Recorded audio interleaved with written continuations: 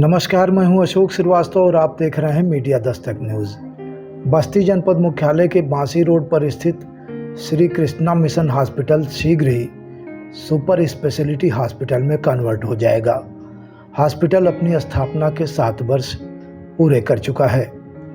इस अवसर पर चेयरमैन बसंत चौधरी ने पत्रकारों से बातचीत के दौरान कहा, जिन उद्देश्यों के लिए हॉस्पिटल की स्थापना हुई थी, हम उन उद्देश्यों को लेकर निरंतर आगे बढ़ रहे हैं। स्थानीय प्रशासन से लेकर मरीज और तीमारदार तक सभी सेवाओं की गुणवत्ता और तकनीक से संतुष्ट हैं। उच्च तकनीक पर आधारित संसाधन, अत्याधुनिक ऑपरेशन थिएटर, आईसीयू, जानकार डॉक्टर, दवाओं और विशेषज्ञों की 24 घंटे की उपलब्धता हजारों मरीजों की जान बचा चुकी है। बसंत चौधरी ने बीते साल में कोरोना को सबसे चुनौतीपूर्ण काल बताया।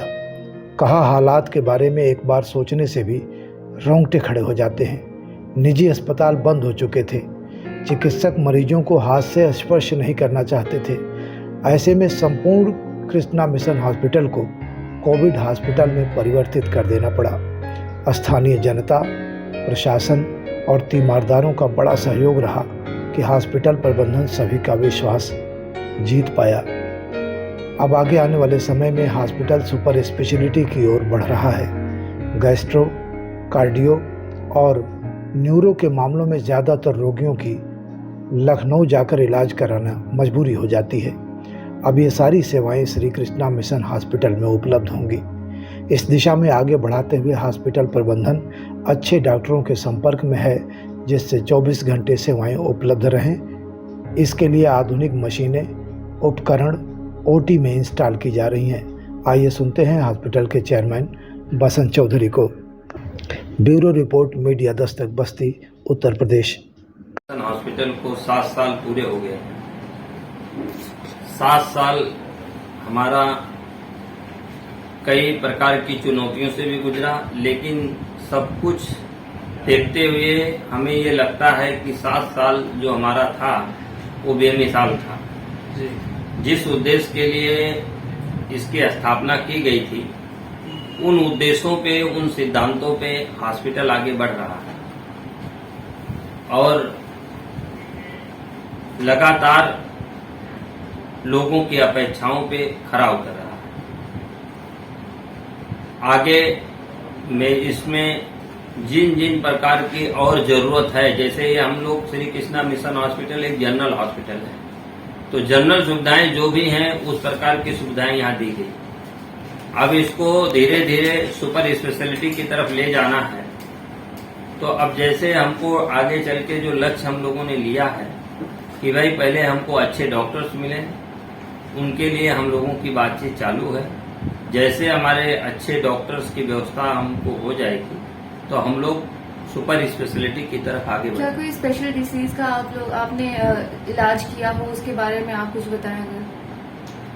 बहुत सारी स्पेशल हमने किया, जैसे कि अभी हमारे गायनी विभाग में है कि भाई 3 ग्राम 4 ग्राम के भी हीमोग्लोबिन जिस औरतों को गर्भावस्था के समय काफी ब्लीडिंग हो जाती है और डिलीवरी नहीं हो पाती, तो छोटे सेंटरों से रिफर ऐसे केस कई आते हैं जिनका हीमोग्लोबिन 3-4 हो, उनका सर्जरी किया गया।